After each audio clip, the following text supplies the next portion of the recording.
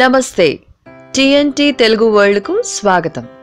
ఈ రోజు ఎవరైతే వడ్డీ కాసుల వాణి అప్పు కథను భక్తి శ్రద్ధలతో వింటారో వారికి ఆ శ్రీనివాసుని దివ్య ఆశీస్సులు నేరుగా అంది తిరుగులేని ఐశ్వర్యం పొందుతారు. తెలిసి తెలియక చేసిన మహాపాపాలైనా పోతాయి. కోటి జన్మల మహాపుణ్యం కలుగుతుంది. మరి ఈ రోజు ఏ కథను వింటే మన ఇంట్లో సకల శుభాలు కలుగుతాయో ఈ వీడియోలో తెలుసుకుందాం. కలియుగ ప్రత్యక్ష దైవం శ్రీనివాసుడి పెళ్లికి వేళయింది. వలచి వలపించిన రమణిని చేపట్టేందుకు ఆ రమణుడికి ఎన్ని కష్టాలు వచ్చాయో వర్ణించటం తరం కాదు. శ్రీహరి లక్ష్మీదేవి తన దగ్గర ఉన్నంత వరకు శ్రీమంతుడే కాని ఓవైపు లక్ష్మీదేవి స్వామిని వీడి వెళ్లిపోయింది. శ్రీనివాసుని చేతిలో చిల్లి గవ్వ లేదు.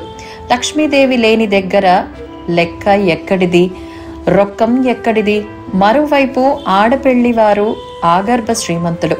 ఆకాశరాజుతో వియ్యమంటే మాటలా? ఆ మాటకొస్తే శ్రీనివాసుడికి మాత్రం ఏం తక్కువ?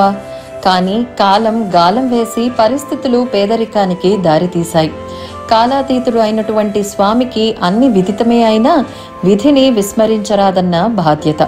భువన భాండాలలోని దేవతలు, కింపురుషులు, మానవులు ప్రతి ఒక్కరూ శ్రీనివాసుని కళ్యాణ వేడుక చూడాలనే ఆశతో ఇలా అనుకుంటున్నారు. ఆహా, కన్యాదాత ఆకాశరాజు, పెళ్లి కొడుకు బ్రహ్మాండరాజు. ఇక సందడే సందడి.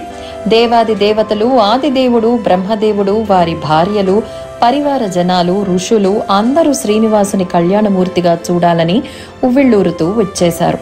కానీ డబ్బుల దగ్గరకు వచ్చేసరికి ఎక్కడైనా రాజే కాని కాసుల లెక్కల్లో వేషం కూడా రొక్కమే అన్నట్టు చాలా ధనం కావాలి. మరి పెళ్లికి, విందు భోజనానికి మరి ఏం చెయ్యాలి అని మదన పడుతున్న శ్రీనివాసుణ్ణి ఆదివరాహస్వామి పక్కకు పిలిచి క్షేత్రంలో అశ్వత్థ వృక్షం చాటుకి తీసుకువెళ్లాడు. అందరి ముందు అప్పు గురించి మాట్లాడితే పరువు దక్కదని భయపడ్డారేమో మరి. ఎందుకంటే ఆదిదేవునికైనా అప్పు ముప్పే కదా. అలా అశ్వత్థ వృక్షం దగ్గరకు స్వామిని తీసుకువెళ్లి, మన దగ్గర డబ్బులు లేకపోయినా పర్వాలేదు కానీ నాకు బాగా డబ్బు కల స్నేహితుడు ఉన్నాడు, అప్పు చెయ్యవయ్యా అని సలహా ఇచ్చాడు. నా పక్కన ఎప్పుడూ కుబేరుడు ఉంటాడు, ఆయనను పిలిచి నీకు అప్పు ఇవ్వమని చెబుతాను అన్నాడు. ఇక శ్రీనివాసుడు సరేనని అన్నాడు. కుబేరుని పిలిచి శ్రీనివాసునికి అప్పు కావాలి, ఇవ్వమని అడిగారు. అప్పు ఇచ్చేవాడికి పుచ్చుకునేవాడు ఎంతటివాడైనా లోకువే కదా. కుబేరుడు శ్రీనివాసునితో ఇలా అన్నాడు. మీకు అప్పు ఇవ్వటానికి అభ్యంతరం ఏముంది కానీ ఇది కలియుగం కాబట్టి వడ్డీ పుచ్చుకుంటాను. అది తప్పేమీ కాదు కదా. అందువల్ల వడ్డీ ఇస్తేనే అప్పు ఎంత కావాలన్నా ఇస్తానని అన్నాడు. యుగ ధర్మానికి ఎవరైనా కట్టుబడవలసిందే. అలాగే ఇస్తాను అన్నాడు పెళ్లికొడుకు. ఇక కుబేరుడు ఇలా అన్నాడు. అయితే తీసుకుంటున్న అప్పుకి హామీ పత్రం రాయాలి అన్నాడు. కుబేరుడు రుణగ్రహి శ్రీనివాస రుణదాత ధనేశ్వర అని ప్రాముసరి నోటు వ్రాశారు.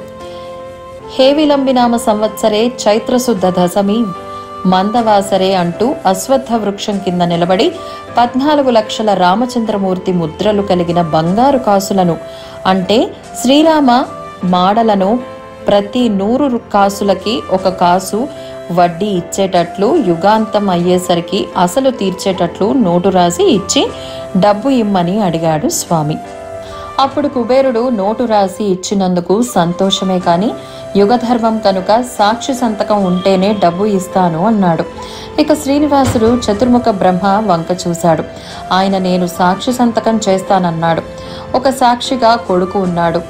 ఏమీ అనుకోకుండా ఇంకొక సాక్షి సంతకం కావాలి అన్నాడు కుబేరుడు. ఇక శ్రీ వెంకటేశ్వర స్వామికి నమ్మకమైన స్నేహితుడైన పరమశివుని వంక చూస్తే తాను చేస్తాను అన్నాడు. ఇక కుబేరుడు ఇలా అన్నాడు.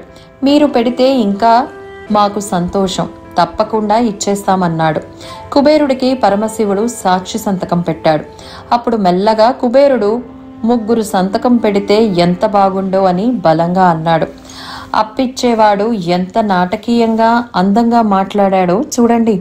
3వ వారు ఎవరా అని తల పైకెత్తి చూస్తే అశ్వత్థ వృక్షం కనపడింది. దానికన్నా ధర్మమూర్తి వేరొకరు ఉండరు. నేను చేస్తాను మహాప్రభు అని ఆ వృక్షం కూడా సంతకం చేసింది. 3 సాక్షులు సంతకాలు చేశాకే అప్పిచ్చాడు కుబేరుడు. అప్పు ఎలా తీరుస్తాడో కూడా శ్రీనివాసుడు పత్రంలో చెప్పాడు. భవిష్యత్తులో నా భక్తులు చాలా కానుకలు నా హుండీలో వేస్తారు. ఆ డబ్బుతో నీ అప్పు తీరుస్తాను అంటాడు. డబ్బు మీ దగ్గరే ఉంచి ఖర్చు చెయ్యి అని కుబేరునితో శ్రీనివాసుడు పలుకుతాడు.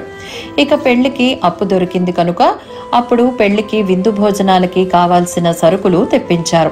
అలా శ్రీనివాసుడికి అప్పు ఇచ్చాడు కుబేరుడు.